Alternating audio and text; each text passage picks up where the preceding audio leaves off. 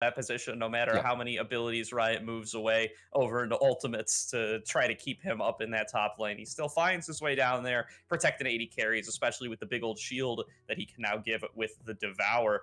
See how Lost Chapter wants to respond to this. I also like to point out the Mundo ban from Omega Gaming here. Lost Chapter's top laner, Kevinin, or Kevin Chen, I apologize, has really been popping off on those top laners as of late, specifically the tank ones, playing some great Mundo games over the last couple of weeks.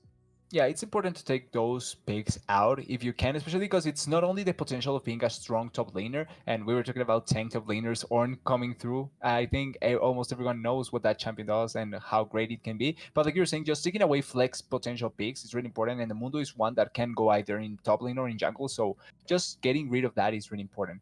It's going for the Hecarim and the Karma from Omega Gaming Fury, which I found interesting because they have been playing some of these champions. The Karma mainly, I like that they can flex it, but I've seen it mostly on the mid lane, so I would expect to see that as well. And same with the Hecarim, I think it's obvious that it's going into the jungle, but that just means that they will have a strong 2v2 in mid lane and in jungle to try and put pressure on the enemy.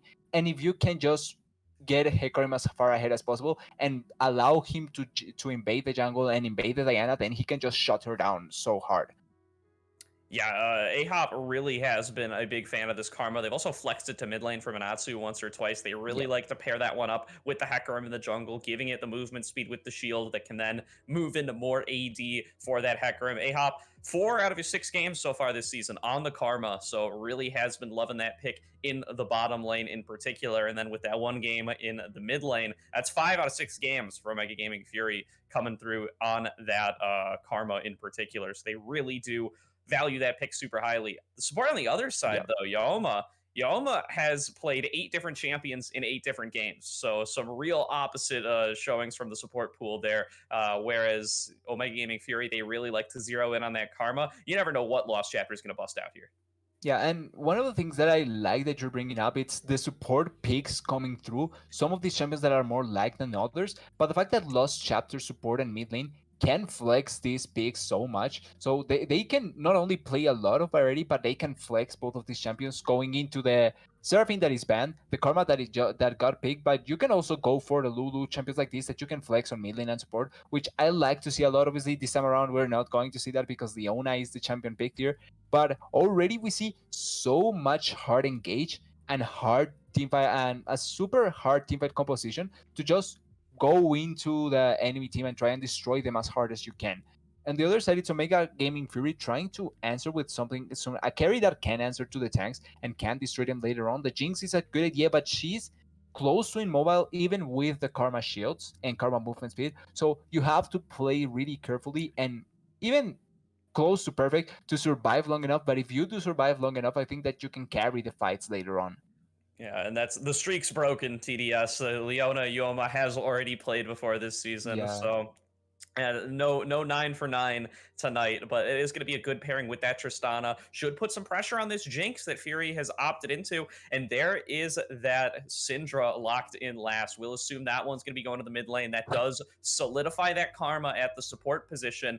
Is going to be really the only thing standing between this Jinx and getting blown up by the Tristana Leona duo. They're really going to need to make the most out of those shields. They're really going to need to play to the edges of their range, try to poke on out and avoid these all ins because they're going to be super powerful coming in from the side of Lost Chapter. Yeah, and that is a really important point because there's that power spike level 2 that Tristana has with almost any engage support that you can play. That just as soon as you hit level 2 with both of those, you can engage on the enemy, the carry, or on the enemy support and try and blow them up as hard as you can. We don't know which last pick that is, so I'm not sure what to expect here, but Yeah, production will give us a word in the yeah. chat when. All right. Okay, It is going to be Silas Silas. coming in the mid lane for the side of Lost Chapter. So that's going to be the counter pick up against this Syndra. Silas is a little bit nerfed on this patch, has lost a little bit of healing, has lost a little Yeah. bit of damage, but should still be, you got to believe, a pretty nice pick in to the Syndra there. Can dodge away from Dark Spheres with the Abscond, can engage with the Abduct, trade in for some good damage, sustain through at least some degree of the poke. And it's really going to be up on Shin Yuna now to try to navigate his way through that lane, as we know how powerful Syndra can be in the laning phase. Yeah, it's a lane where you have the outplay potential to kill the Syndra, and you try to trade as much as you can because your King Slayer does a lot in those small skirmishes. If you can proc it once between a lot of once in every 2 or 3 small skirmishes, you can get so much health back and then just turn over the lane by the head. So it's really important how Shin Yuna does play with the Sylas. But this also means that one of the things that I was mentioning previously is that I thought that the Karma would go mid lane to try and give priority for the Hecarim to get into the invading the enemy jungle. But you can do that with Syndra as well. If you don't try and punish her, she can just keep pushing waves, shoving in, putting pressure on the Sylas, and then moving around to support the Hecarim going into the enemy jungle. And even though Sylas can answer to a certain degree to the Syndra, if you don't try and punish her, like I was saying, then it's going to be a lot of control from the mid lane, and that can allow so much from the Hecarim. Top lane, I think we can expect just a wet noodle constant fight because I don't think there's going to be much kills and action there to really tanky champions that can survive really easily. And on the bottom lane, I think it's going to be much more chaotic, and whoever can get.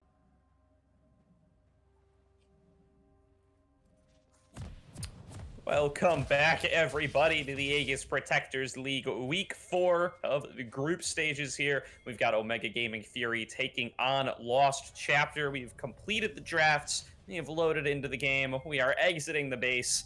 We are ready for some 5v5 action here, TDS. We ready to get a level 1? I hope we get a level 1. Someone died, please. Go on. Do it.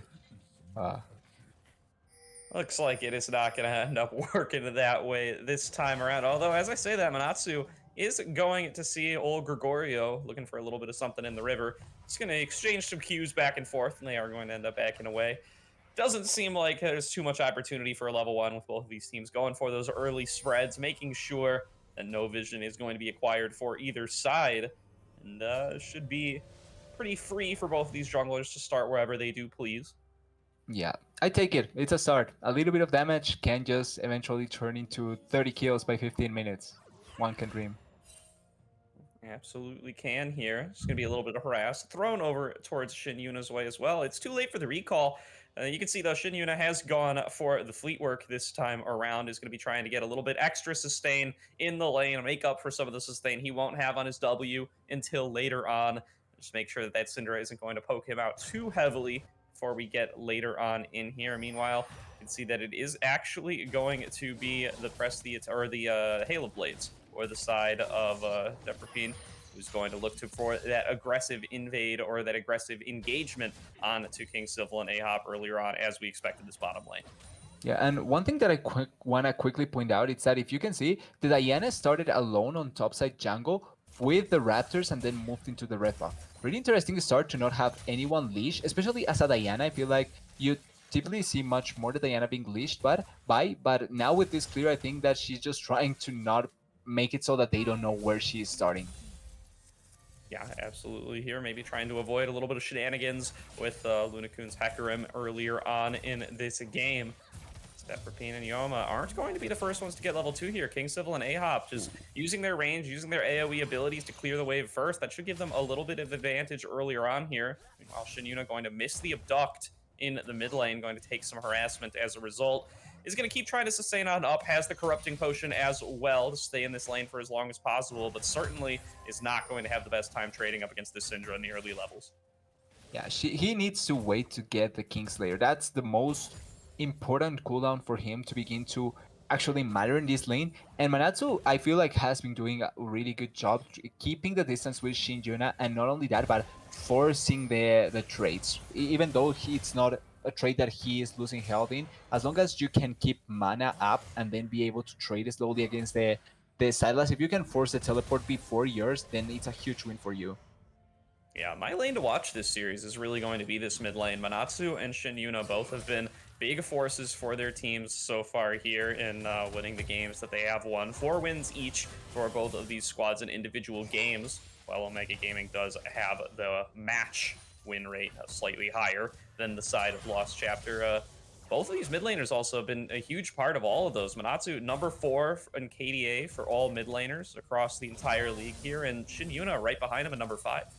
Yeah, that is really important to have a mid laner that can put pressure like that. I feel like, because if you open up mid lane, then you can begin just helping the rest of the map up really easily. Like every side lane will get impacted if your mid laner does have pressure or is good enough to win almost any matchup. So I think I think no, I agree with you completely that this is a really important matchup to see and see who of the top of the two mid laners can just get activated in the game and support the rest of the team.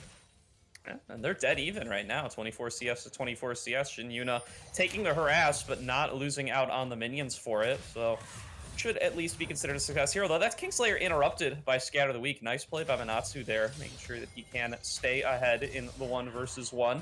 Some nice Dark Spheres back and forth as well. As you can see, both junglers just going for pretty peaceful full clears here. Both of these junglers going to get a lot more powerful once they hit level 6. And the Blood King going aggressively here. Going to get traded back onto by Kevin Chen, though. A nice charge into the wall. Going to get the knockup. A nice dodge of the Tongue Lash as well. Means that he's going to come out pretty nicely ahead in that trade up against this Tahm Kench. If we get a first blood in the top lane, I'd be so surprised. It would be so funny to see, but I'd be so surprised. At least not until level 6 when Blood King has the Devour. That will be really important for him. Yeah, certainly here. Nice trades, though, in the early game from the Ornn. Does have deceptively high base damages, so should it be a little bit of a threat, even to Tahm Kench, who really has been a menace in the top lane. You can take a peek at Reddit, take a peek at Twitter, see everybody complaining about what this Catfish is doing in the solo lanes for the time being. Just can be super aggressive in the early game with that Abyssal Dive with the really high base damages that he provides, but that's something that Ornn's been the king of for a long time here, and he's going to force Blood King to take the first recall and take the first TP. Yeah, and I think it was important the fact that if you see before he buys anything, he had a Ruby Crystal previously, so he was able to have much more base health, and with that, deceptively survive much more of the damage of the Temkench, so it makes it so that his trade pattern would be better, and then force the Temkench, like you were saying. He's not even going to commit the teleport, which means that later on, if they try to go for a play, they can commit on the bottom with that Shinjuna. Oh, he went in. Yuna dives back on in at the wrong moment there. Lunasoon going to go in and just pick on up that first of blood for himself on the Hecarim. A great start to have on a snowbally jungler like this horse, and that is going to be a bad start for Shin Yuna, who steals away the Onslaught of Shadows, doesn't even get the opportunity to use it, and now he's going to have to teleport back to mid lane.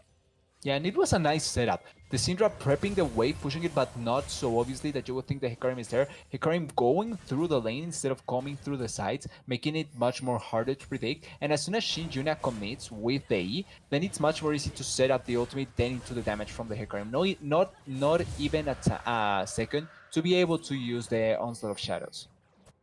Yeah, first dragon, though, going to be picked up by the side of Lost Chapter. Gregorio making good use of the priority they've gotten for themselves into the bottom lane. Goes on up with Yaoma to pick on up that first dragon of the game. It's going to be Infernal as well. Kevin Chen is getting collapsed on here. Has backup of Shin Yuna, though. That's the ultimate used by the Ornn. Going to land a nice knockup out of two targets. Nice. Gregorio going to pick up Blood King before he can even pop the Grey Health. Now Lunasoon being traced on down by the three members of Lost Chapter. They're going to pick up that kill as well. 2 kills picked up at the top lane for the side of Lost Chapter. They get themselves off to a nice retaliation from the first blood they gave up in the mid lane. 2 assists go into the pocket of Shin Yuna. Yeah, and Omega Gaming Fury tries to corral the Ornn there, trying to think that they were the first ones to the play and could take something there, but they Silas. Oh wait, mid lane. Ooh, that's going to be the flash blown from Manatsu. Nicely done to keep himself alive for the time being. But Shin Yuna, likewise, found a really nice engage there. Gets the abduct right on to that lane opponent to set on up for that Zenith Blade from the side of the Leona. Requires the flash to be blown. A good call by Manatsu, but is a resource blown nonetheless. Yeah, it's a nice roam to get, and it's a timing that you can only take advantage of now because you knew that both Karma and Jinx had to back because they had pushed a wave into the turret against the Tristana. So it's kind of it should be kind of expected to a certain degree, but I really like that Yoma is able to pull it off, and getting one flash is really important. Now Hecarim here on bot lane. Yeah, Onslaught of Shadows is that level 6, knocks it back on the inside of Yoda, but so much damage returned by Deprapine is really going to actually force this Hecarim just to back on away here. He is not tanky. He's picked up a Phage with his first recall as well as those CDR boots, and neither of those going to do much to protect you against Explosive Shot. Going to be forced to back on away as the Lost Chapter bot lane stand their ground. Yeah, the only good thing for Omega Gaming Fury is the fact that they forced the teleport out of the Ornn. Ooh, Oh, that's a nice Gregorio. interrupt from Shinjun is here Gregorio, as well. stopping the Abyssal Dive from coming on across. And now here comes Shin Yuna for the backup as well. Abscond Abduct right into the fight. Blood King taken down incredibly low, is going to fall down to this Silas. And another kill goes over to the side of Shin Yuna as Lost Chapter get themselves up to 3-1. Yeah, and Shin Yuna, what I expected would happen in this lane is not happening at all. Shin Yuna is now being able to move around. He has been first to a couple of plays already, and with that, being able to support the team. If you see the two kills that Gregorio has been involved in has been thanks to the fact that Silas was there first and could apply the extra damage. So it's never a 1v1 or a 2v2, but a 3v2 or a 2v1, which is really important to keep in mind because Syndra should have the control over the lane, but it has not been able to exert it over the rest of the map. Yeah, absolutely the case here. Has only really a 14 CS lead to show for that laning effort. That's really going to get nullified by the fact that these 2 assists and 1 kill have been picked up by the side of Shin Yuna. Should have the individual gold lead there. Also now has the Mercury treads. It doesn't have to be as fearful of the damage from Syndra either. Shin Yuna has navigated this early game pretty well, all things considered, especially given that he was first-blooded. So now Deprepi going to be going aggressively here onto Ahab. Isn't quite able to get the reset, but is going to force the flash with the help of the Solar Flare. Another resource blown to the bottom lane for the side of Omega. Yeah, and even though they have the control over the lane, it's just really nice movements from the rest of the team from Lost Chapter, being able to apply pressure and easy to execute engage from the Leona if you try to force on top of the Karma like this. Oh, Karma. Ahab going to get a little bit of CC Counter there, but gauge. actually they're just turning this around. King Civil raining in damage with that minigun. Deprapine, though, has a little bit on the other side, though. The exhaust is still up. Deprapine, rocket jumps in, gets more than he bargained for, is forced to flash out, but he's going to get taken down. Now King Civil going to be excited, has an opportunity to chase onto this Leona. Luckily, Gregorio is there to run interference. Meanwhile, Dive starting up at the top lane. Kevin Chan going to be under the turret here, trying to stay alive as long as possible. Pops the ultimate, but not going to be able to use the second charge. Another kill picked up for the side of Omega in the top lane. Meanwhile, now we're getting the fight started in mid lane, but I don't think this one's going to go all the way TDS. Instead, just going to be turret blades picked up in the top side for Omega Gaming, and it's going to be a 1-for-1 across the map. Yeah, mid lane, the only lane that doesn't actually get a solo kill, but it doesn't matter. Starting up from bot lane, it's a really nice engage from, I think the Leona engaging in wasn't a bad idea, but if you do not have enough damage, oh wait, Shinjuna. Yeah, they're going all in onto each other, but Banatsu already used that Scatter the Weak to prevent the Kingslayer from coming through from Shin Yuna. Instead, just going to be a trade of abilities there, both chunked out a little bit lower, but are just going to go for the recalls. Yeah, and to continue from my previous point, it's just that because the Leona went in, although it was a really nice engage, you don't have the extra damage from the Diana there, so it's not like you can put pressure on the Karma. She just survives long enough, and then the counter engage from the Karma Jinx is just so much better, and you get the kill. I think also the Prepine committed a little bit way too hard with the Tristana to try and get the kill, and because of that ends up dying. The Diana couldn't do much and ends up just being there to watch her teammate die. This is a really nice play by Lost Chapter to control it, that they have already controlled the area. If you look at the vision, they had a ping ward on the pixel bush, a ward here on the inside the enemy jungle, and Leona was already invading to catch much more vision over the enemy because they had control over the river. But even though they lose the Drake, Omega Gaming Fury, it's not like they are in a bad spot because Jinx does get a kill. On top lane, they get a kill as well on the Ornn, and they are still able to keep the gold in their advantage. And come the next fight, oh no, Shinjuna. Shin Yuna once again has been baited in on this mid lane, but this time steals away the Onslaught of Shadows and gets to use it. Lunakun did not quite have access to that cooldown. It just came up as soon as Shin Yuna was out of range. That does mean that this Silas gets to escape, gets to teleport back to mid lane, and gets to keep his life this time around. Yeah, and that's important. Another kill there for the Syndra, I would feel like would be really bad because now with her first item, oh wait, King Sibyl? All in for the Lost Chapter bottom lane, but does not end up landing the Zenith Blade, and that actually gives Prio back over to the side of King Civil and Ahab. They can go aggressive now, push back Tristana and Leona. They know that this Leona does nothing without the actual crowd control abilities. Now there's going to be a dive going in onto Manatsu. That is going to be the landed Crescent Slash, and that's going to be a pickup here for Gregorio. Nice all-in, nice Moonfall. Picks that one on up. Meanwhile, Lunakun has been able to get that Rift Herald and dash on out of there. Blood King going to use the ultimate to try to get him away, but doesn't complete the dive, and that means means Shin, Yuna, and Gregorio going to keep chasing them on down. A flash forward from the Orange, just get himself Lucky. involved in the fight. Gregorio keeping the chase going down, but does not have access to the Moonfall. Nobody can quite deal enough damage to Blood King. They're going to have to back away, and Shin, Yuna gets taken down by the turret. Lunakun picks that one up 3-1 on this Hecarim now, and makes it a 1-for-1 across the map. Is it a 1-for-1? Leona? Oh, and now King King Sybil going to have to head for the hills here too, Okay, taking quite a bit here from Jeppropine and Yoma, but they are going to be able to escape at the end of the day. Have to use both summoners though to stay alive on this Jinx. Going to be something to keep a look at in future ganks towards this bottom side of the map. Yeah, really nice play by both the Leona, Yaoma, and the Prepine on the Tristana, waiting for the Karma to have back, because I think she backed on the ward on the bush that was warded, so they knew that the Karma could not help there. It's just an easy engage, and they get a really nice trade over the Jinx. Yes, she doesn't die, but 2 summoners down against a Leona, I think can be really detrimental if the Diana is ever in the vicinity. Blood King's really chasing this one here. He's going to have the dive up again pretty soon, too. That's another stun landed off the Tongue Lash. He might be able to take this one all the way up against Kevin Chen. Kevin Chen's got nowhere really to go. No flash available. Blood King's going to be able to pop the gray health as long as he remembers to do that. There it goes. This should be a 1v1 in his favor. He gets a little bit scared, though. Now going in for the dive, trying to pick it up, but it's Gregorio coming on in, has access to the Rocket Belt. That's going to be the pickup here for the side of Lost Chapter. Blood King just gets a little too scared at the very worst possible moment, isn't able to finish off the solo kill, and gets traded back on himself. Yeah, and that is a really sad end for Blood King, because he could have gotten the kill on Kevin Shen on the Ornn, but the sad fact was that 2 minions were in front of him almost at the last moments of the fight, so he could never send the Tongue Lash in front to try and get the stun on the Ornn, and because of that, he could not add the extra damage from the Q and not get the kill. So that is small thing actually changed so much from the solo kill perspective and allowed the Diana Gregorio to be able to get there and get the kill back.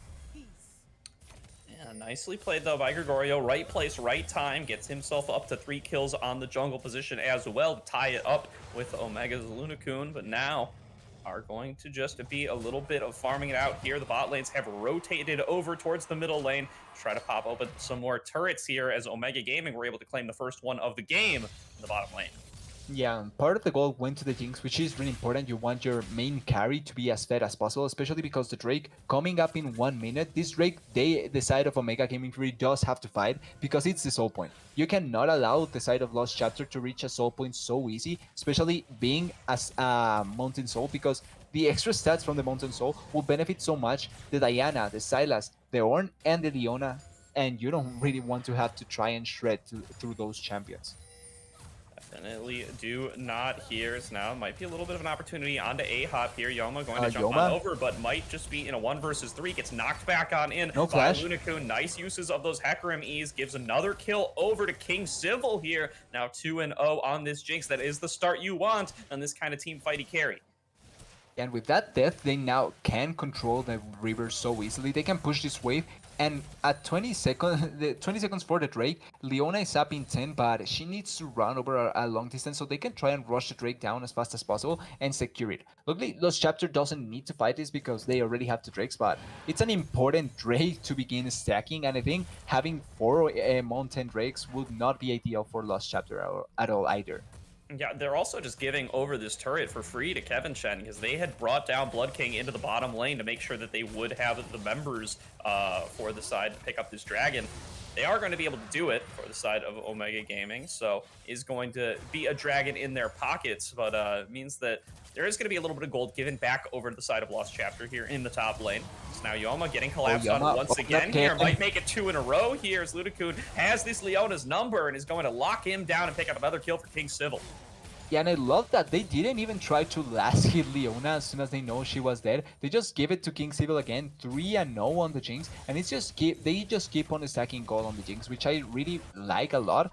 And we're talking about the fact that they gave away the top lane turret for free. I think that's an okay trade, especially now that you secure the mid lane turret as well. I think you can give away those small objectives because in reality they are just placebo objectives. They don't serve too much apart from a small bit of gold that in reality I don't think will change much the direction of the game. And you can see pretty much everybody on the side of Omega does have more gold than their direct opposition. Lunakun and King Civil both have more gold than any individual on the side of Lost Chapter. These are really the players to keep our eyes on as they've been propelled ahead of the pace of the game and have a real opportunity to make a big difference in these upcoming fights. They're also going to be the ones to be targeted down by the side of Lost Chapter. They want to pick up some of those juicy shutdowns, try to get themselves into a more favorable position moving into the later game. Yeah, and ideally the most juicy shutdown, the Jinx. If you are able to kill her, a lot of Omega Gaming's Fury's composition falls over because she's going to be the most consistent damage. You could argue Syndra can be as well, but she needs a lot of positioning to be able to do that, and it's harder with the Syndra than it is with the Jinx, especially because Jinx does have the extra distance from the rockets.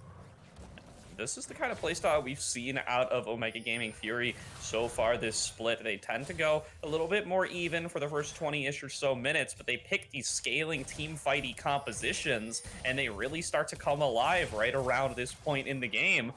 Would expect, based on how the game's gone thus far, that Omega are really in the position they want to be, but Lunakun getting caught out a little bit here is just going to be able to onslaught of shadows over the wall to escape. He has one of those because he doesn't have flash, so he needs to be careful now of what he tries to do. And on bottom lane, it's Blood King trying to keep on fighting with Yorn, but he's doing well. Yeah, He does he's have getting Devour some as well. shots on across onto Kevin Shen here. Once again, this all-in I think he wins in this. favor of Tahm Kench. Tahm Kench is a much better brawler in these extended fights than the Ornn is. Has so much damage there from the Tongue Lash. He's going to force the flash out of Kevin Shen. Going to follow it over on the side of Blood King as well. Should start to regen from that Grey Health soon. It is called over Lunakun, who is so fast on this. Hecarim has popped the Ghost. Here comes the Abyssal Dive. Going to knock on up that Ornn. It is going to pick up another kill here for the Catfish in the top lane. Blood King finishes it off this time. Gets himself a kill.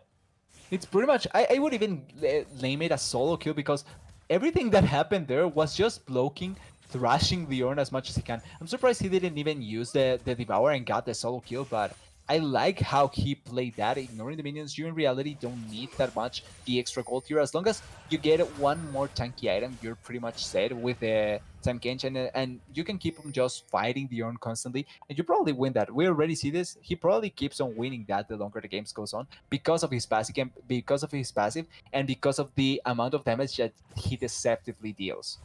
Yeah, it's just the trade-off on the champions here, right? Yep. You know, Tahm Kench has to throw himself into the middle of everybody to get the engages going. Doesn't have access to that big long-range Call the Forge God, so you know he does a little bit more damage to compensate for it. And that means when they're locked in these 1v1s, Blood King should be the one to keep your eyes on here. The gold difference between the two of them we just saw a couple minutes ago. It's basically nothing. They're within 1 to 200 gold of each other, and Tahm Kench is a better champion for these brawls.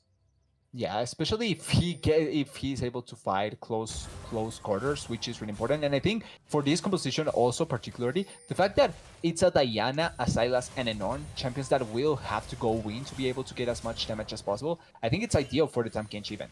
Yeah, So Kevin Shen is not dissuaded by the way these last couple fights have gone. Just keeps trying to brawl it out with Blood King here, who also, by the way, even when there's shorter trades like that seem to favor the Ornn, he's going to regen a bunch back off the Grey Health as well. So the thick skin for the Tahm Kench also going to pay off dividends in these 1v1s. As long as these guys are locked into the side lanes, that should be favoring the side of Omega. You really want to group on the side of Lost Chapter and get the value out of these big AoE knockups that you can get through Call the Forge God. Yeah, if you consider both champions, and I love that point that you're bringing up, the Ornn has way much more value because he's engaged, like you were saying, it's way longer distance, and you can do much more with the Ornn being there. So the fact that you can keep the Ornn on the other side with the Tahm Kench alone, I think favors much more Omega Gaming. And with the amount of damage that they have on the Jinx and on the Syndra, they can just keep on pressuring the Diana and the Sylas, and if they fail to engage, then they cannot answer anything. Teleport coming through, Tahm Kench also here.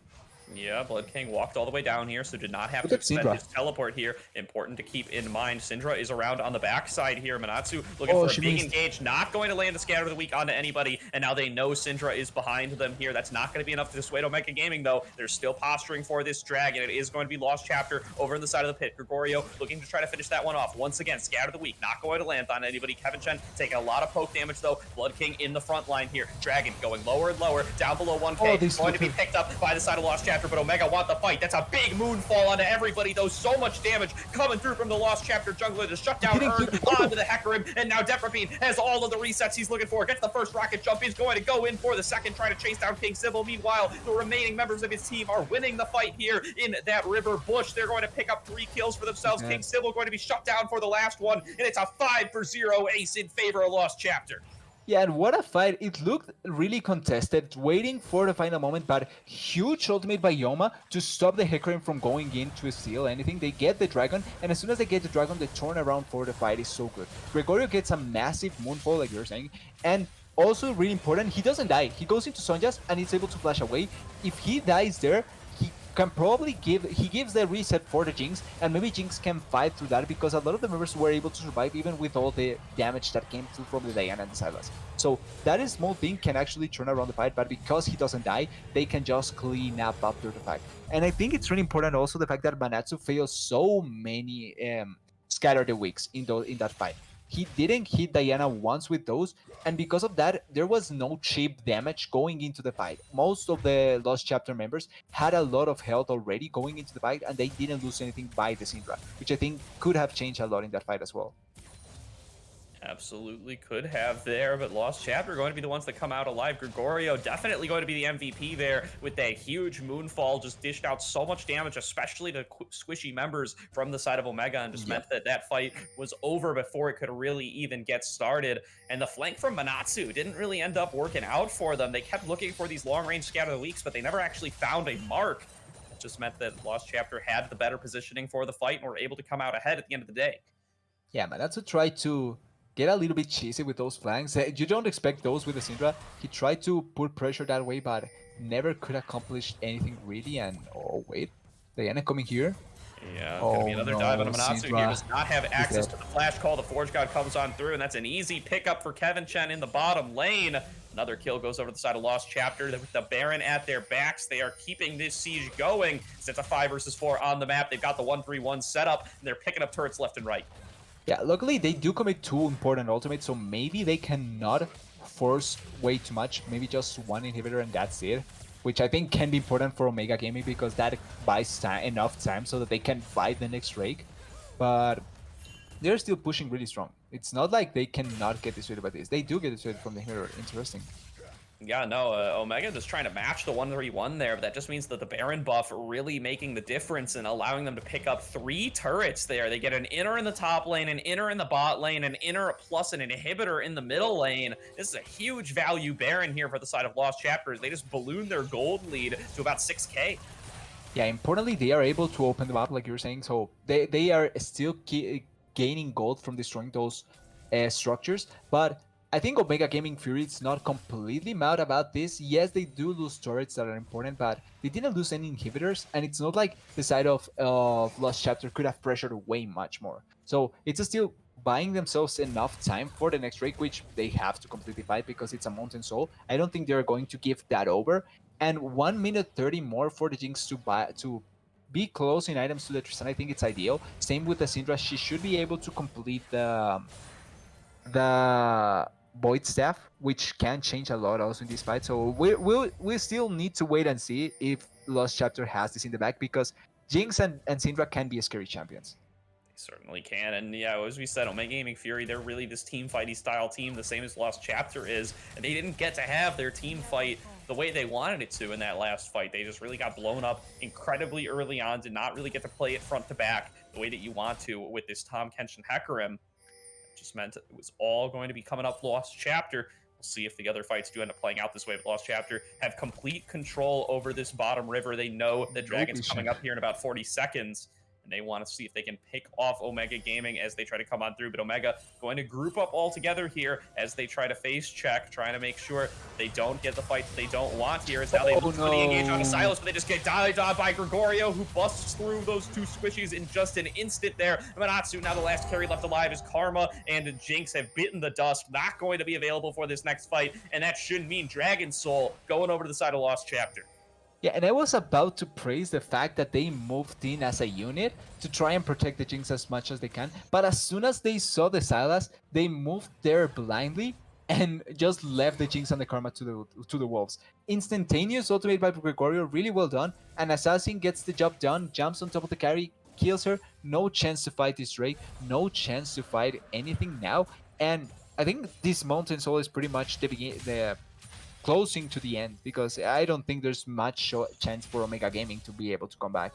Yeah, Gregorio's huge this game. He's got 4 completed items plus the Sork shoes. 20 And stack yeah, Magi. Magi's is a pretty cheap item, but when it's got 20 stacks, it is certainly pulling off complete item work there and is going to be probably one of the more valuable ones in Gregorio's inventory here, giving him all that movement speed, Yep. giving him all of that additional ability power, 100 plus ability power there from that item alone. Is really just enabling him to go for these crazy one shots out of the backlines of Omega. Yeah, if he was already one-shotting the Jinx and the Karma, he will be doing it now much more easily. So the positioning has to be even better to be able to stop the Diana, or the Temkench has to be able to point and click save the Jinx instantaneously, because if not, she's not going to last long in these fights. Yeah, certainly here. Lost Chapter on the verge of taking another win here. They have not played a series yet this season where they haven't won at least one game. Even in their 2 lost series there, they were at least able to take it up to 3.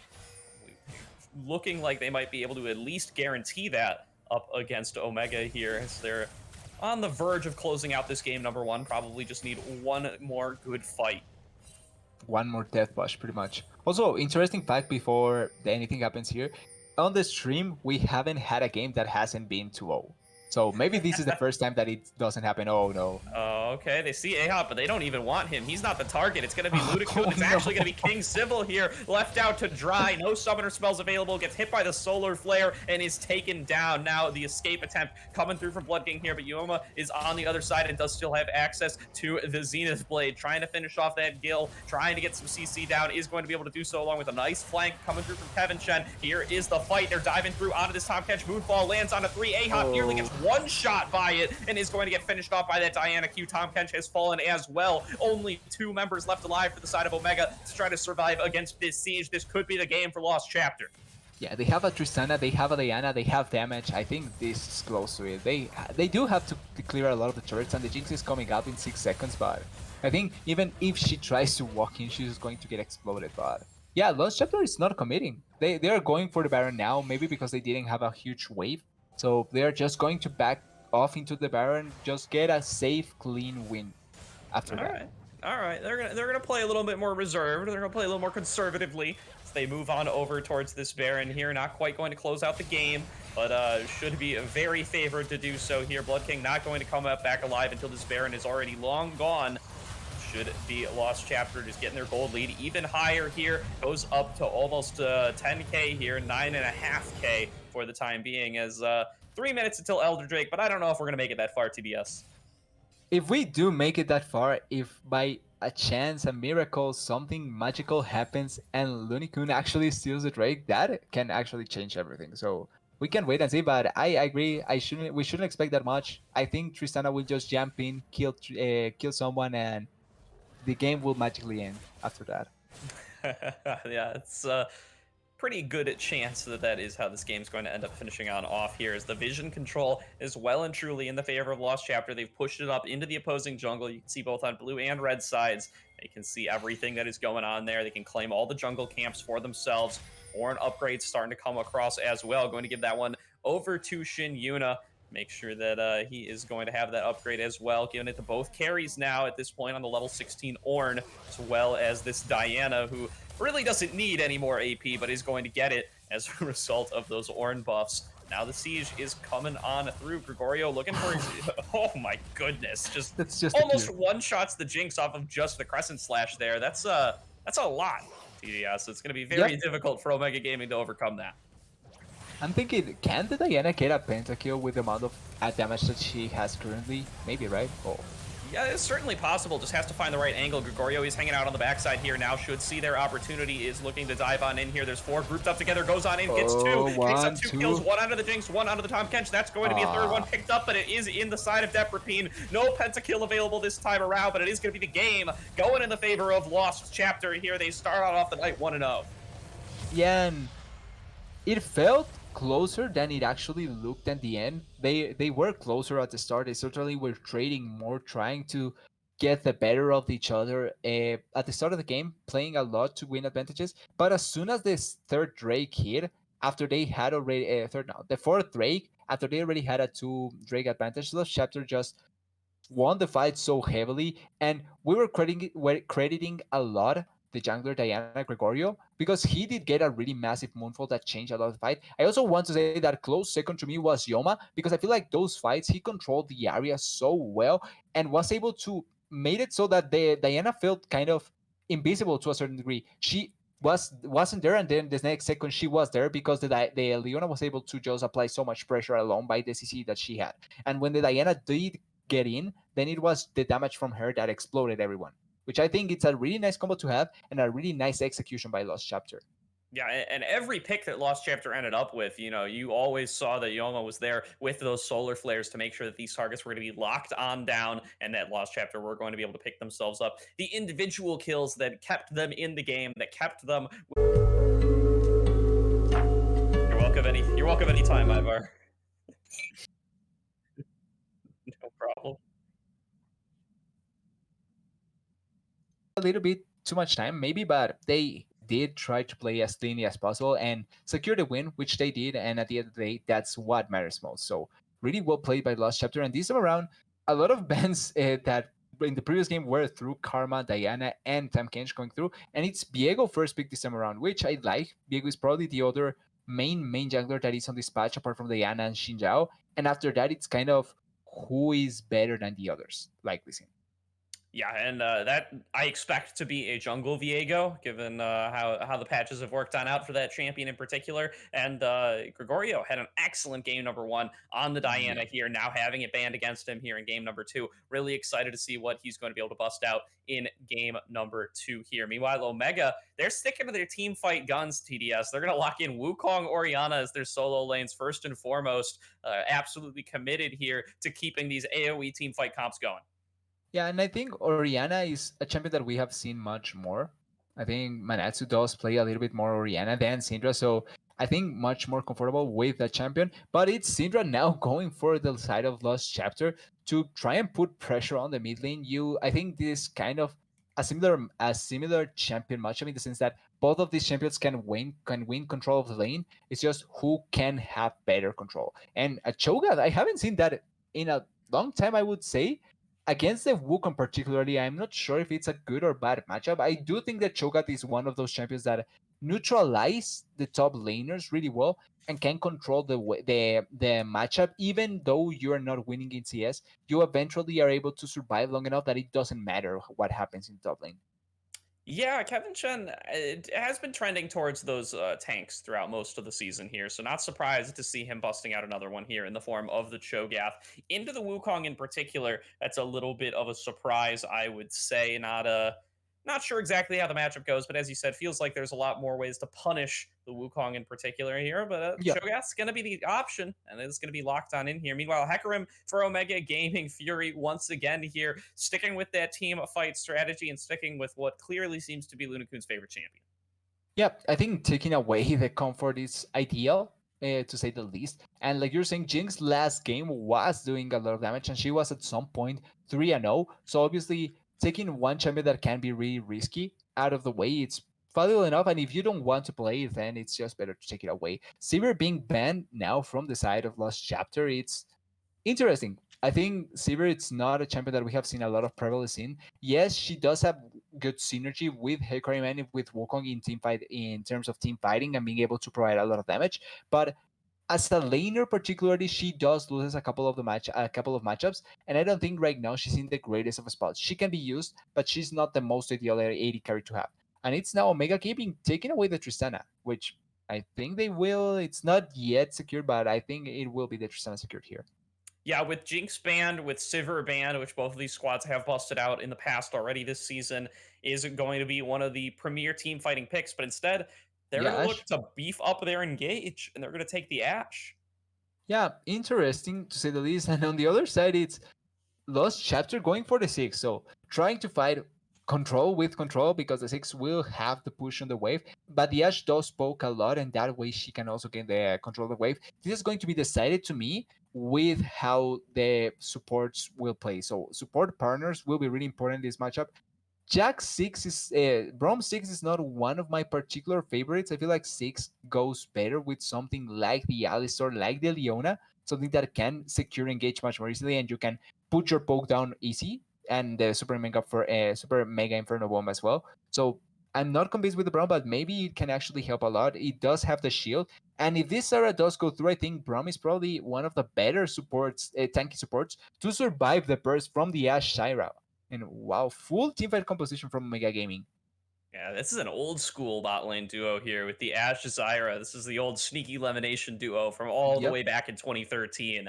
Already been busted out once by Omega Gaming Fury this season, and is one that I like to see here. Really lane dominant, really has a lot of long range harass. These champions synergize together incredibly well. Also have a little bit extra vision control in their pockets here with the seeds you can throw down from Zyra, with the hawk shot from Ashe, and really start to see maybe some of those ganks from the Viego coming a little bit earlier should certainly be helpful for them in the bottom lane. But they are up against Yep. this really pokey focused Ziggs and Braum bot lane, so we'll see if they really are able to bully the lane the way they might be hoping to.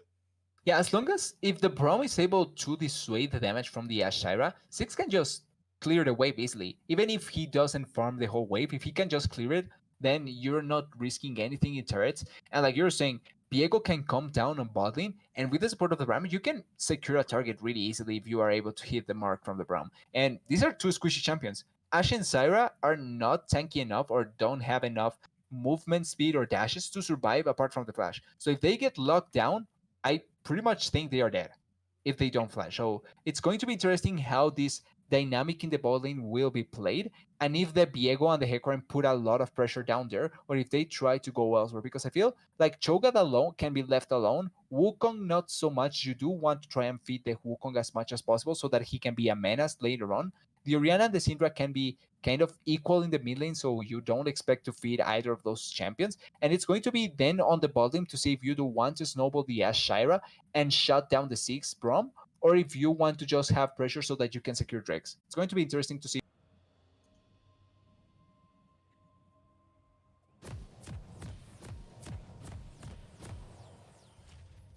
Welcome back, everybody, to tonight's stream of the Aegis Protectors League. You have switched up sides here, and now Lost Chapter on the blue side is going to be looking to close this one out in two. And we're going to pause right away, so we're going to have a little bit longer of a break here. But TDS, what are we looking forward to this game? Who do we favor in these team fights?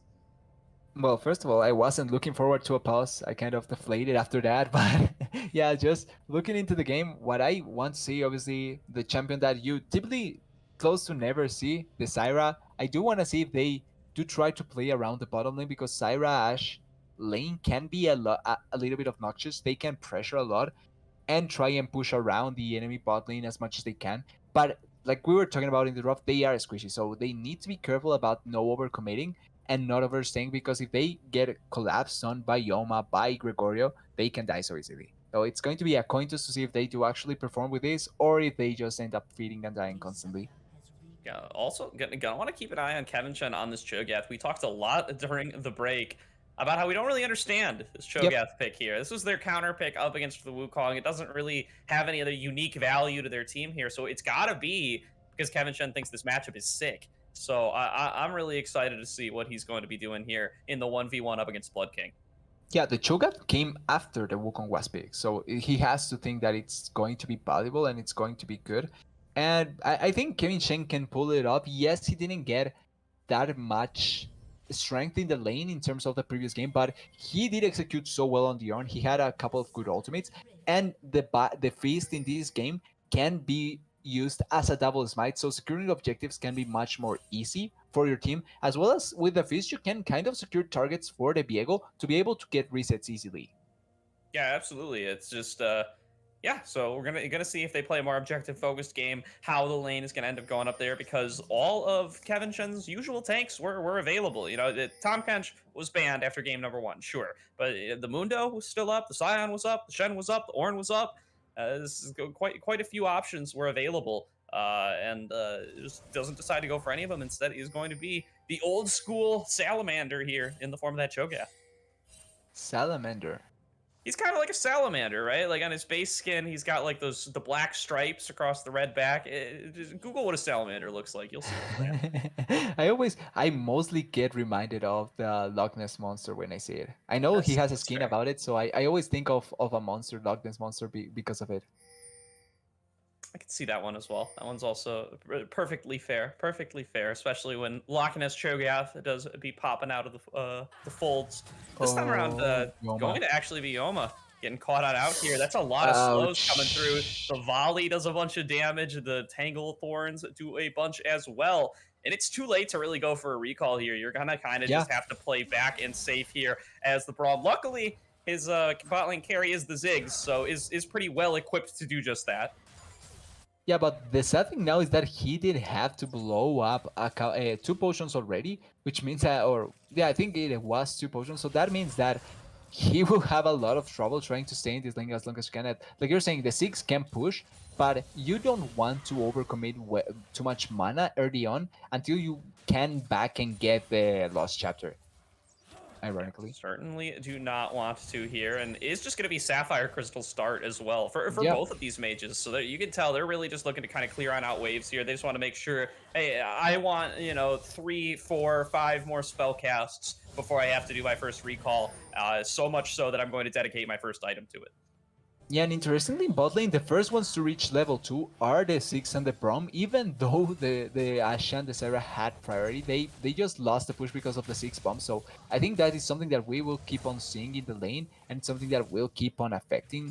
This something interesting, but yeah, on bot lane, I want to see if the 6 does get much more value that I'm giving credit to him, because I think 6 can push the wave, but I just don't think he can win the push against the Syra Ashe.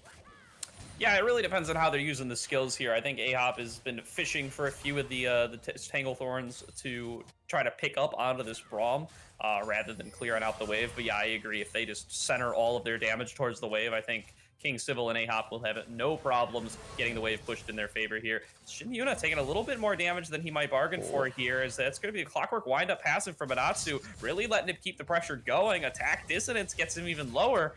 Shin Yuna gonna have to take a recall here early on in the Orianna versus Syndra matchup. Yeah, and really nice play by Manatsu. Also, Shinjira was trying. Oh, wait, Lucky. Ooh, that's a lot Was of damage close. onto this Cho'Gath. He Can has regen back flash. up with the Carnivore, though. That was close. If he flashed in to try and get something, then maybe they can get the kill on this battle now for the Scarlet Crab, since the Syndra was able to teleport back. She's full mana, full health, and can provide much more support. Oh, wait. Oh, that's a He's nice dead. flash stun coming on through from Shin Yuna, going to pick up first blood for his team, Oh, and that's a big nice. satchel charge as well. Should keep the fight going on a King Civil stun going to come on across. Oh, That's going to guarantee another bouncing bomb. They just don't quite have the damage, though. Yoma going to have to back on out here. Somebody going to give him the jump. He gets it. Is going to get over the wall there and be able to escape. That's a nice early lead here for the side of Lost Chapter on Shin Yuna's mid lane. So now he can just start pressuring onto Manatsu here. He's gotten the recall off, whereas Orianna has not. Is just picking up a tier off of that recall, but should still feel pretty good about their health and mana totals. yeah, and once again, it's Shinjuna being the first one to move. Yes, she did teleport into the lane because she was so low, but because she had the teleport advantage, with the extra health and mana that she was able to acquire because of the back and the teleport back into the fight, she was able to provide much more support. And like you were saying, clutch flash stone by Shinjuna to get that. Something that I don't want to be mean in any way, but we didn't see much of that in the previous game, and I like that we are now seeing the effect that the Sweet Drag can have. Oh, Blood Kevin King. Shan taking a lot of damage here. Blood King going to get a lot back there, as there's a ton of caster minions just throwing all of their spells at him to make sure that he's going to take some damage on back. But Kevin Chen, he's down a lot of CS up here. He's taking a lot of abuse from this Wukong. I'm not loving the matchup, TDS. It's Yep. not working out the way that you might have hoped it would have. Yeah, it hasn't Oreo come. Oh, it might be getting caught on out here, trying to steal away from camps from Lunasoon, but or trying to actually just get his own camps. Never mind, we're yeah. on the blue side of the map here. I'm a little bit behind here, but it is going to be escaped from Lunasoon. Not going to end up taking anything. Yeah, didn't get much from the invade there. I think it's important to notice, like, we were talking about a fact that was that Cho'Gath wasn't winning that hard at lane, or he's not being able to CS enough, so he's really far behind in terms of gold. But it's the same at the mid lane. If you see, there's a 6, 7 difference, even more 9 minion difference between the Orianna and the Syndra, and Orianna still has to collect another wave. So it's going to be much more than that, and that's the impact from the previous force from the Orianna in the lane, as well as the teleport that was into the river and not into the lane. So Orianna was able to collect much more CS for her. Absolutely was here. It's now can see this is how the bot lane should be expected to play out, right? You can see that everybody just stands farther away from each other. Ziggs farming up safely with these bouncing bombs, not getting hit by any volleys, not getting hit by any Zyra spells. Is really exactly what Everpeen wants to do for the laning phase here. Just wants to nullify these aggressive laners that have been picked by the side of Omega. Try to be able to bring the value later on in these fights. Yeah, and Six trying to put a little bit of pressure, but they have complete control over the river because of the ability to push the waves. And the jungler is here. Diego is trying to come around, and they are trying to get in position to fight. With the poke, maybe they can actually just force the fight, but they need to be careful because Zyra and Ashe can poke as well. Oh, It's a nice tune. 4v4 here. That's a nice Oh, two-man stun, though, going to force the flash, but that's a nice shockwave. two-man shockwave on the backside, but Lunaku does not have any backup. Yoma going to pick up that kill. That's going to be the first reset for Gregorio, who can now lead the charge on this Hecarim.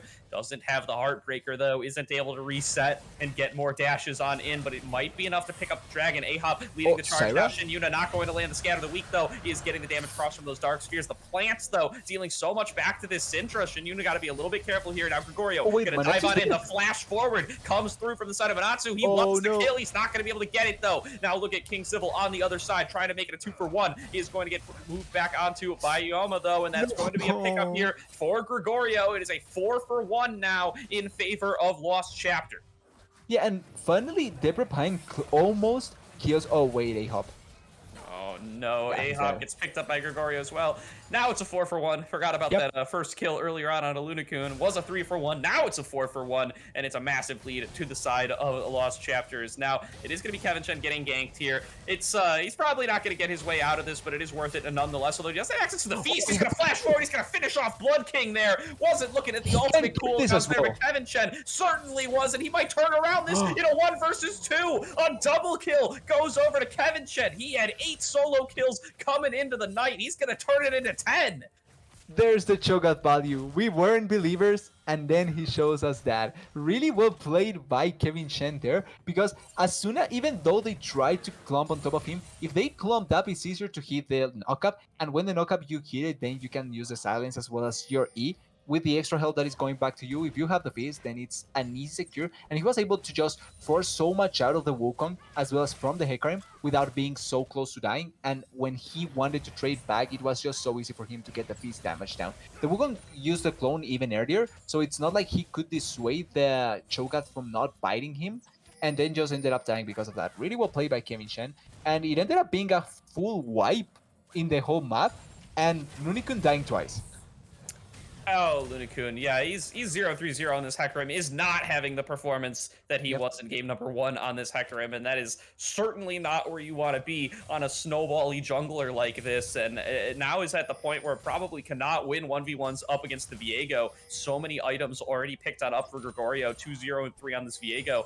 This is really a bad look for the Hecarim, as now there's going to be an engage in the bottom lane. King Civil lands the That's the Enchanted combo. Crystal Arrow, and that's it. That's how this duo works, TDS. If you manage to land that Ashe ultimate, you could just layer down so much damage, and that's before Ahop even has access to the ultimate either. Yeah, really well done. Ahop doesn't have the ultimate like you're saying, but it's not like it matters. As long as you hit the first piece of CC, then you can win that trade so easily. And they executed so well. The teleport coming back from the 6, so it's not like he's going to lose much, but it's a nice kill to get back after everything bad that happened in the previous engages. So it's nice to see that they are still clinging on to life from the side of Omega Gaming Fury. Yeah, absolutely. Here, as we were saying, Stranglethorns, once that comes up too, is going to be an additional setup there. These champions do complement each other so very well as a duo. It's going to be where we want Omega to play through at this point, as they've really run out of options elsewhere on the map. Manatsu and Blood King certainly not out of the game by any means. They do have CS leads for themselves, but have not yet been able to really push them through onto their lane opponents, and instead it's their lane opponents who've ended up coming out ahead in the kill game. Yeah, it's kind of a little bit of the same what happened on the previous game when you see it. The Sylas was behind in terms of farm against the Syndra, but it never really mattered. The Sylas was always being able to provide much more help for the team, was there when the team needed it, and because of that, the team was much more strong when it comes to fighting and were able to win much more. Same with Neon, was much more valuable in team scenarios. So I think that they are replicating that in this game with different champions, but to the certain same degree that they were.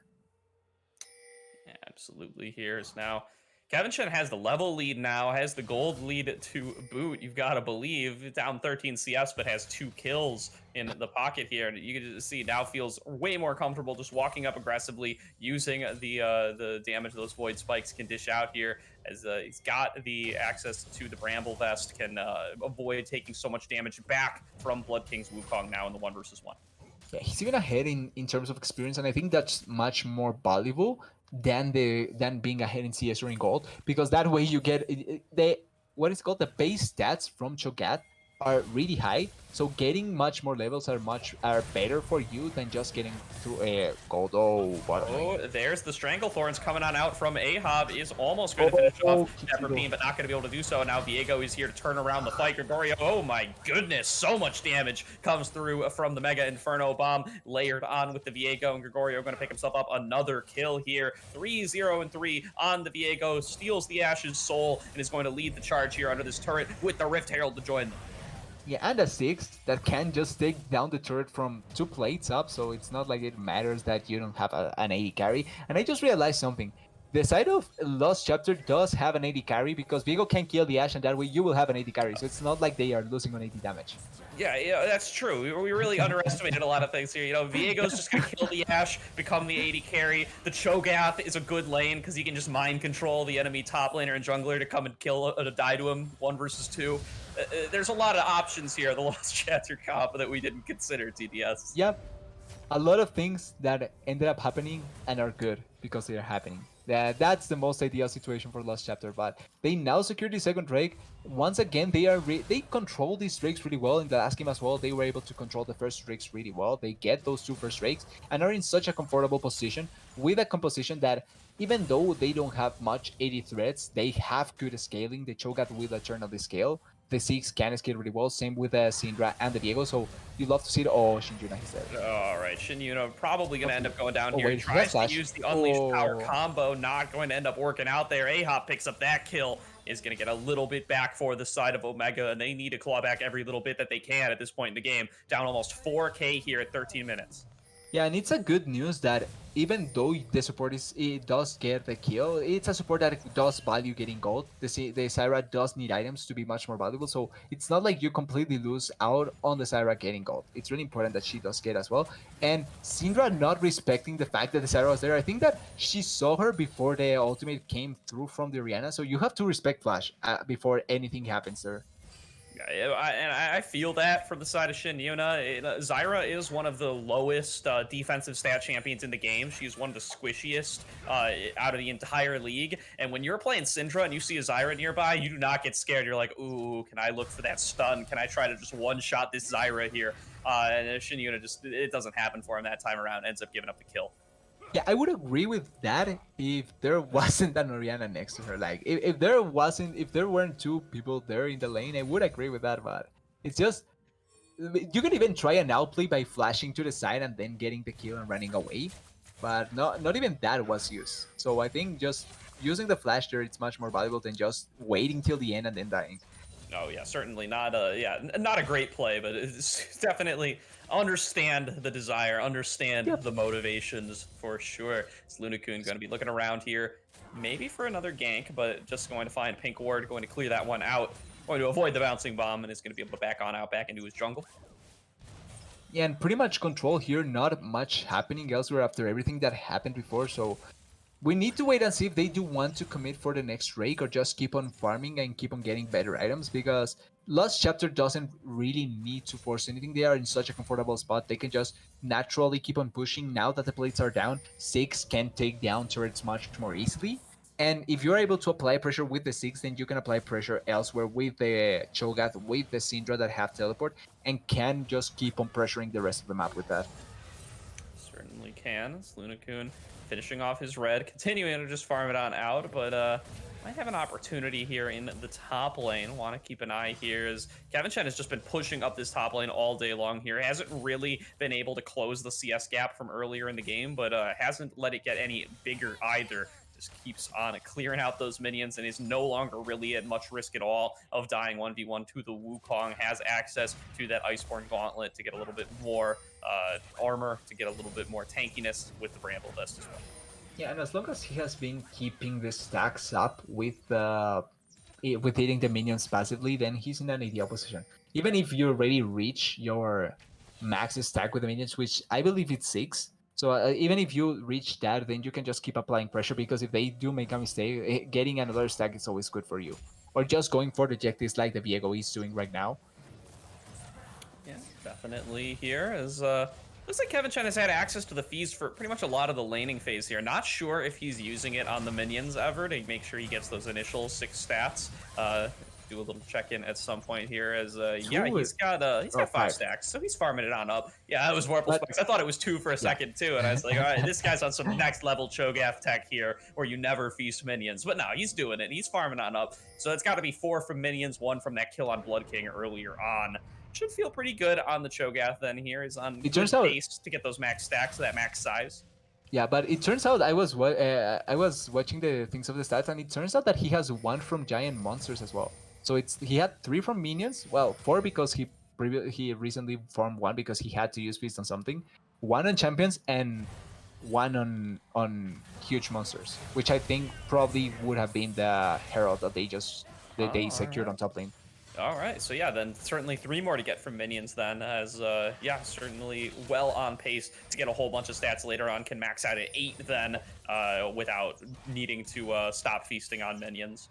Yep. And pretty good use of that cooldown as well. It's going to be coming on up here pretty soon. Should be once again available to fight on off against Blood King if it is necessary to do so. But we can see this dragon might be on the cards here. Ahop has started it up with his Double plans. teleport. He's going to pull it on out. The double teleport is coming on in from the side of Lost Chapter, looking to get involved in this fight. Blood King is coming down as well. That's going to be the shockwave on Deprapine, who tries to escape here, but Luke He's is dead. just way too deep in. Is just going to get one shot here. Kevin Chen leading the charge here with all his health on this tanky Cho'Gath is going to get shut on down by Blood King, but now that's a big Mega Inferno Bomb, going to force everybody to flash backwards. Still does so much damage. Gregorio looking for the reset, gets it onto the Orianna, and now the rest of the fight is all up to the side of Lost Chapter. Gregorio looking for another reset here, dives on in, the double kill comes on through, going to make it into a triple kill. Blood King trying to escape here, but he's just going to get executed down. A quadra kill goes to the side of Gregorio in this jungle. Viego, the ace, goes to the side of Lost Chapter, and they're going to start on up this dragon.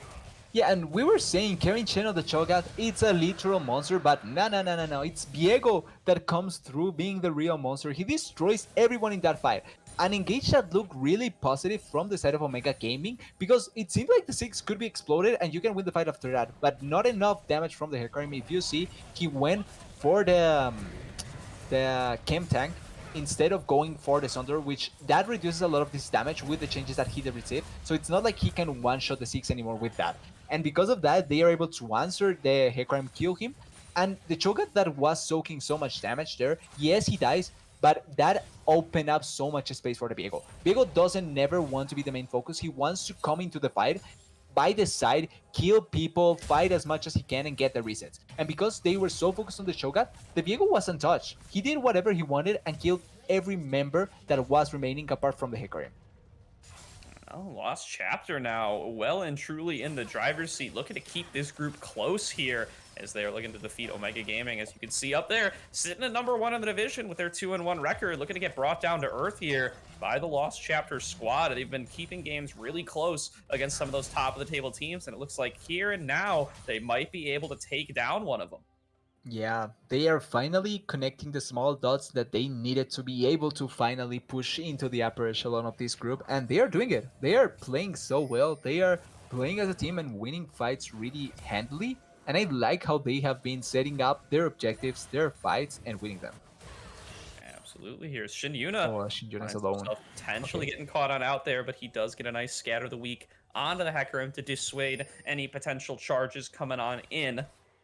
Now it is just going to be a little bit of a showdown in the mid lane here as these long-range champions trying to clear out their waves. And Deprapina in particular going to need to keep his distance, stay safe, and just try to farm it out with bouncing bombs and with mines.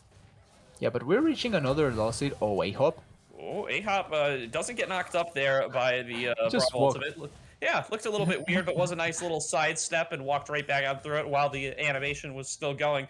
Looked a bit weird, but was a very nice play by Ahop to prevent himself from getting picked on off there. Yeah, using his dancing shoes to just evade anything and not dying there. But It's not like Lost Chapter loses anything by forcing a play there. There's not a real objective that they can lose if they don't have that ultimate. And we were either way entering a lost state because I think they are going to fight in the next raid. In the next 2:30, when the Drake actually spawns and it's so, I think that's going to be the point where both of these teams will fight again. Certainly might be.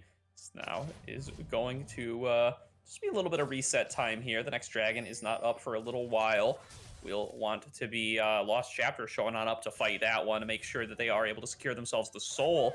In the meantime, I would like to see a little bit more priority placed around this Baron. Would like to see these teams move on in, try to clear out vision from the other side, at least maybe bait themselves a fight. They do have that opportunity. Gregorio's gotten to spend all of that gold that he earned off the last dragon fight, and oh boy, is he super far ahead here. Has picked up his own passive there in the Blade of the Ruin King, and is looking to really pop on off in these fights. Yeah, finally having his own item, that's the most ideal thing as a Viego when you can actually buy your own sword and use it accordingly. That's going to feel good. And like you were saying, putting pressure on this Baron, I think it's going to be important. Not maybe not so much actually securing it, but if you have control over the river and the enemy team has to face check you, then it's good for both of these compositions. They both benefit from enemy team face checking because that way you can just apply your burst damage down, and if you kill the first target, then running the rest down will be much more easy. Certainly will be here, and we can see it. There Swap we is go. Lost huge. Chapter is trying to move a little bit more aggressively onto this Baron, and they should, because if it comes down to a 50-50 or something like that, those should be things that Lost Chapter are willing to take here because they have Cho'Gath Feast. They Yep. should really be guaranteed to win those 50-50s far more often than not, and should really skew the odds in their favor. Call them 70-30s.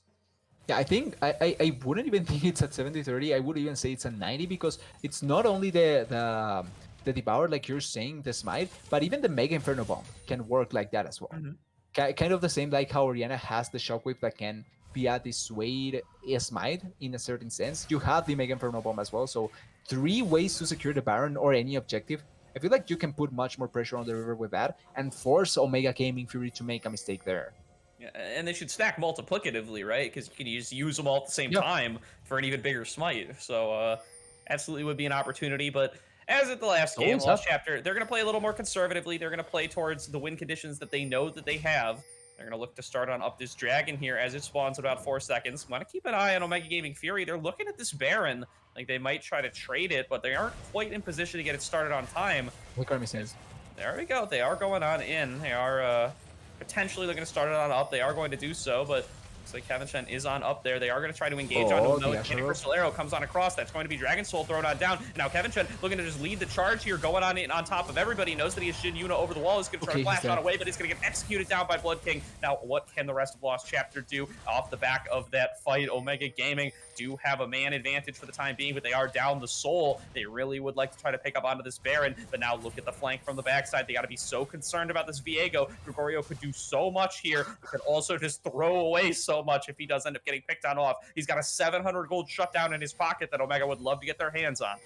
Yeah, and that's not the only problem. Gregorio does indeed provide so much of a threat for Omega Gaming, but the poke damage from the Prepine and from Shin Yuna is so huge. Both of them can just attack from really far away and not worry about anyone coming in. Oh wait, Gregorio? Oh, Gregorio saw Civil there, was really thinking about going in on him, does not end up using the Heartbreaker, is just going to wait for Kevin Chen to respawn here. And you know, I've been criticizing Lost Chapter tonight for maybe playing a little bit too conservatively, but I really do like the self-control there for Gregorio to not just Heartbreaker in on top of the Ashe and try to carry the fight. He knows that he has so much gold on top of him here, and as long as they play it out safely, they should be able to win out at the end. Yeah, I think when Kevin Chen was up, like you were saying, if they don't commit, oh wait, bro. Ooh, there's another enchanted crystal arrow. This time going to pick up on Yuma, and there is nobody here to back on away. So much damage coming through from the Ziggs, though. King Civil going to be chunked out incredibly low, but Deprapine can't go any further forward. Has to be very concerned about the retaliation he might face if he does so. There's going to be Omega Gaming backing on away, claiming themselves another nice little kill. Yeah, another good kill, another nice pick. That's one of the powers from the Ashe. Long distance arrows, if they don't expect it, they will get CC'd for years and then die. Really nice pick, and that stops any chance of Lost Chapter to put more pressure, because if you see, the Cho'Gath was alone on bot lane. So if they can keep the side of Omega Gaming on top side for a little bit longer, Cho'Gath maybe can put pressure, and he has teleport, so he can join anytime he wants. But now with that, they stall for much more time. Ashe now has 2 items. Orianna is slowly but surely reaching a strong point. Same with the Wukong that now has 2 items as well. And I'm not sure if Syra had it previously, but now she has the full first item, which is really huge for her. Certainly is here, as that is going to be Leandries layering down a little bit more percentage health damage. Should be a lot of value up against that Shogath in particular, who is going to be building up plenty of that health stat and getting a lot of it from his ultimate as well.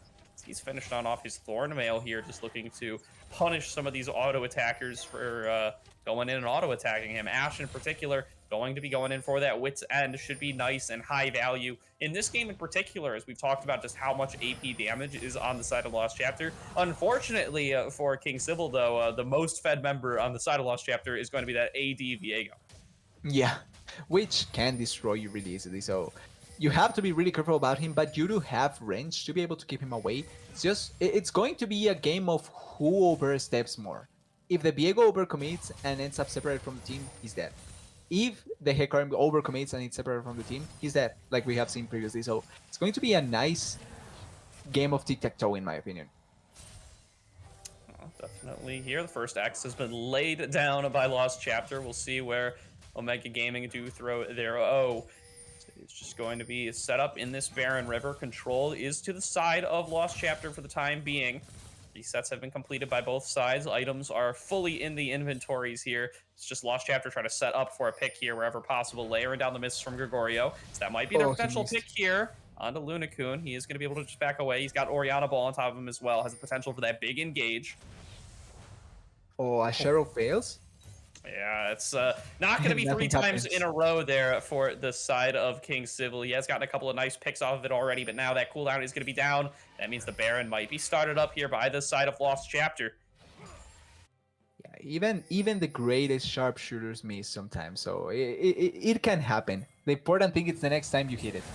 Oh, yeah, might not be a next time here. As now the engage is coming on through from the side of Lunakun, looking to set on up. The Orianna ultimate is not going to follow. Yoma is taken down incredibly low here. Might end up falling on down. Kevin Chen going to channel the teleport to show on up in this fight. Comes into the ping brush, now looking for a potential engage, but there's not a lot of hard engage tools available to the side of Lost Chapter. It's very hard for them to get fights started on their own terms. Yeah, they have to play it around the fact that Hecarim engage is really hard, or they overcommit with the Wukong and the Hecarim as well. So they cannot force, like you're saying, but they have really good tools to answer. But because of the damage that they deal, now they can move into the river, clear up, and maybe even force the Baron with the distance from the rest of the members. Syndra going bot lane, they don't know this, they don't have vision on the Syndra going bot. But if they see this, maybe they will try and commit on someone from this. Yeah, it's going to be a while before they get to see what Shinyuna is up to here, but that is going to be Shockwave coming on across, trying to catch on to Yoma. Not going to be the target they're looking for, though, is now on the flank. Here comes Viego. Nice. Shogat, they lock down Blood King, looking to finish him on off. Feast comes through, but it's on the decoy. It is going to give you a stack, Kevin Chen, but it is not going to take anybody off the map here. So they're looking to get started onto this Baron, though the fight has already effectively been won with all the members of Omega forced out of the river and chunked down to half HP. Yeah, and Wukong no teleport. He's just trying to layer on down this damage here. Wukong has gone for the recall. He's trying to run back as fast as possible. It does take them a long time to do this Baron, though. They don't have an AD carry. They don't have any consistent source of range DPS. Manatsu has the vision on them, has the ball in the pit here. Instead, it's going to be Lost Chapter peeling off, trying to go for the fight. King Civil is jumped on. He's going to get taken down here. And now there's the AD carry that they were looking for on the side of Lost Chapter. They have their range DPS source, DDS, but they aren't going to be able to use it. They're going to be Omega forced to back away here, but they do pick up a kill on the side of Lost Chapter. Yeah, they are going for Elder now. The fight was so long that Elder, that was 2 minutes 30 the last time I saw, is now spawning, and they are going to try and secure it. Feast is back up. They have a smite. Oh, Hecarim is dead. Oh, that's going to be a two-man stun coming on through. They might not even realize they got Blood King as well. Gregorio leading the charge here, goes in for the Heartbreaker, but it's just onto the Wukong decoy. They aren't going to be able to finish off that kill, but they still, once again, do have some nice priority for themselves over this Elder Drake. They want to get it started up. Yeah, they have Feast, they have a smite, and Hecarim is so low. He doesn't even have Ghost, nor does he have the his ultimate, so he cannot engage it. Yeah, this is going to be an easy Baron for them, an easy Elder for them. Yeah, they're looking to get started Although off here, but Shockwave's up. Omega know that they need to take their fight here. The mists get thrown on down by Viego Manatsu, looking to get aggressive here, looking to get onto that shockwave. Oh, Blue team nice. finishes on off the dragon, and now here comes the one Ouch. shots. That's going to be Mega Inferno Bomb to finish off Manatsu. One kill picked up, and that's going to make it two here as he finishes off on a Lunakun as well. It is a 5 versus 3 here as Lost Chapter are looking to start on off this push. Yeah, and that's the power of the double smite. You secure the Elder Soul easily. Oriana was already so low, so even one hit would have proc the Elder Soul and you get a kill. But with that now down, they can control this Baron so easily. They should be able to secure it. No smite, no shockwave, no one to actually punish anyone here from the side of Lost Chapter. And finally, a game that was kind of really close and stunted, even though Lost Chapter had a lot of control and a lot of gold. It seemed that it was closer than it should have been, but now it's finally open and it's now in favor of them. And they should be able to pick themselves up this They're dragon here waiting for on the the feast. backside. They're waiting for the feast stack. Make sure that this Cho'Gath has as much HP as possible. Yeah, let's That's finish off the teamwork. Gargoyle Stone Plate, too. That doesn't have the crazy interaction it used to have, where you gave you literally more health instead of just a big old shield, so it would make your feasts do 1 billion damage, but is still going to be very valuable on this Cho'Gath nonetheless. Should make him absolutely huge in these team fights. Yeah, it was much more fun when it was like that. I remember laughing my ass off when I actually killed someone with that passive. It was so hilarious to see. It was a great time. It was maybe not for 80 carries though. That was Yeah, that was the birth of the 80 carry in X tier lol meme. Is when Cho'Gath was just walking forward and one-shotting 80 carries with Gargoyle plus ultimate. That who was a rough likes time. 80 carries anyway? No, I'm not implying anything. 80 carries are great people, so not implying anything here, just in case. Very good, very good. As now we can see this fight looking to get started here potentially by the side of Lost Chapter. They know that they have both major buffs in their pockets. They're looking to just get this siege going. Now, they don't need the heavy engage tools because they've already got all the resources they need. Look at all the damage from that bouncing bomb. The Dragon Burn also doing so much additionally. Chunks both bot laners off to half HP from just one bomb. If Six wanted to use Mega Inferno Bomb, he kills one of the two. I feel like no flash on either of those. If he just wanted to, he probably can just kill it, destroy them instantly. And they still haven't even used the W from Six to destroy turrets. They're just systematically pushing with the buffs and dealing so much damage to objectives that it's not like the side of Omega Gaming can stop them. And Lost Another Chapter bomb. has been Oh, great at synchronizing their waves throughout this series. Every time they get Baron, they're in 2 or 3 lanes, pushing them all simultaneously, making sure they can lock them down. As Blood King is going to make his last stand there, goes for the Cyclone through all the members Six is of Lost dead. Chapter, is going to be able to finish off on a Ziggs, but Ziggs isn't the carry. The carry is Gregorio. He's already finished off 2 kills here. He's going to look to make it even more as he's got that Wukong finished on off. He's going to go out of the Ashe as well. His favorite champion to take control of, gets the triple kill for himself, and is going to use the Ashe to push down her own Nexus. Lost Chapter going to take this series 2-0 and make this group even more competitive than it already was.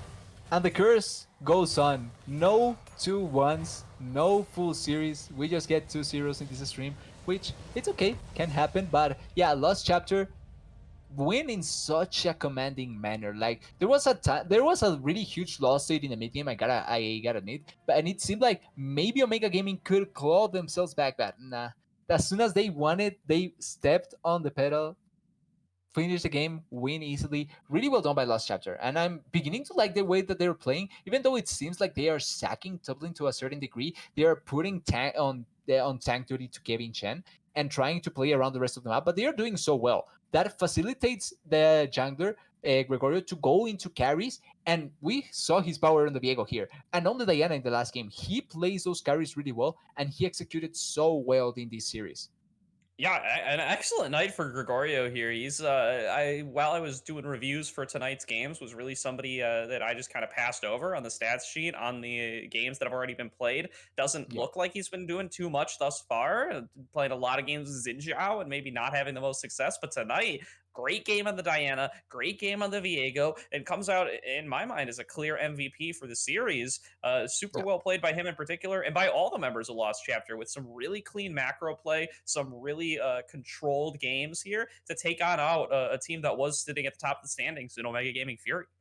Yeah, I think him and Yoma, I feel like were the pretty star players from tonight. Like maybe Gregorio a little bit much more higher than Yoma, but executed so well. And you're saying the rest playing to try and make the team shine more so than themselves, playing so well the coordinated team fights, playing so well controlling the objectives, and trying to play as well as they can. Like you're saying, now these groups become much more entertaining to see, and we're nearing the end of the group stage. There's a still chance for close to almost anyone to just get out and be able to go into the next stage. So this is getting much more hype by the moment. Yeah, absolutely. Really want to be able to get those buys into the playoffs. Really want to avoid those play-in stages here in Aegis, and it's going to be really competitive to see who gets to do it. But that's going to do it for tonight's stream of the Aegis Protectors League. Thank you everybody for tuning on in. Thank you to Dreadzone Gaming for the raid that came through just a few moments ago, and thank you all for watching. From myself, TDS, and from Ivar and Production. Have an excellent night.